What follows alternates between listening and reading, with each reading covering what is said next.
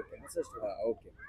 Sindhutai park आज सुरू होतंय, तसेच प्रवारा इन्स्टिट्यूट शिक्षणाबरोबरच आता क्रीडेला मोठ्या प्रमाणावरती आजपासून हे होतंय. तर आता ह्या अचिव्हमेंट विषयी किंवा आज विद्यार्थी मोठ्या संख्येने या कार्यक्रमातही सहभागी, क्रीडेलाही मोठ्या प्रमाणात विद्यार्थी सहभागी, काय सांगाल?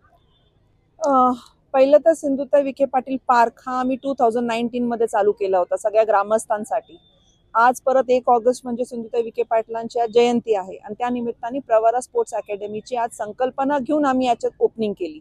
बेसिकली काय झालं, आपलं प्रवरेमध्ये तुम्हाला माहितीच आहे 40,000 विद्यार्थी शिकतात आणि हे सगळे रेसिडेन्शियल स्कूलच्या माध्यमातून आम्ही मुलांना स्पोर्ट्स देत होतो.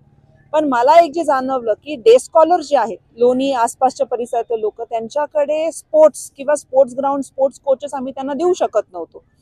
मान्य नामदार राधाकृष्ण विखे पाटील साहेबांच्या संकल्पनेतून आपल्याला हे स्पोर्ट्स टीचर्स आणि एक्सपर्ट स्पोर्ट्स इथे देता आले.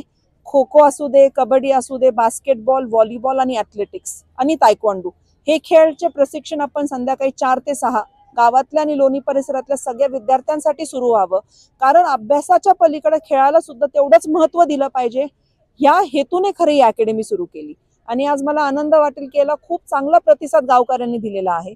आणि खेळ ह्या माध्यमातूनच आपल्याला मुलं पुढे न्यायचे, हा हेतूने आपण हे सुरू केले.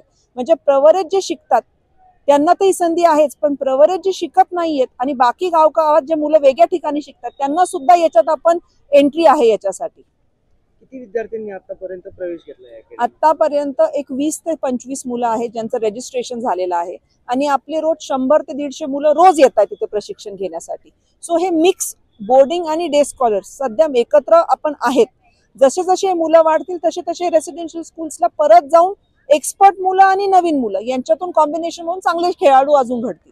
फी वगैरे काय असेल आणि बाहेरच्या याच्यात तीच फी असेल की त्या व्यतिरिक्त? नाही, सगळ्यांना समान फी असणार आहे. 1000 रुपये per month, Monday to Friday. Expert coaches आहेत, 2 तास डेडिकेशन साठी आपण 1000 रुपये घेणार आहोत शुल्क याच्यातून. आणि प्रवरेचे जे कर्मचारी आहेत ज्यांना आपल्याला मुलांना टाकायचंय पण फी संबंधामुळे टाकता येत नसेल तर त्याच्यावर सुद्धा मॅनेजमेंटने निर्णय घेतला की 800 रुपीज पर मंथ आपण त्यांना चार्ज करणार आहोत. मॅडम, अकॅडमीसाठी काही वयोगट आहे का किंवा काही तसं ठरलंय का? त्यांच्या वयोगटाप्रमाणे बॅचेस केलेले आहेत.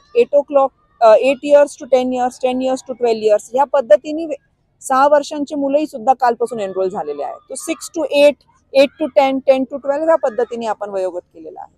यामध्ये कोणते खेळ शिकवणार आहे आणि भविष्यात आणखी कोणते तुम्ही नवीन यात? आपण आता ॲथलेटिक्स, खो खो, तायक्वांडो आणि व्हॉलीबॉल शिकवतोय. येणाऱ्या काळामध्ये इथे बास्केटबॉल आपण कोर्ट सुरू करणार आहोत आणि आर्चरी आणि रायफल शूटिंग हे दोन्ही या 2-3 महिन्यामध्ये जसा प्रतिसाद मिळेल त्या पद्धतीने इथे गेम सुद्धा चालू होतील. धन्यवाद. थँक्यू.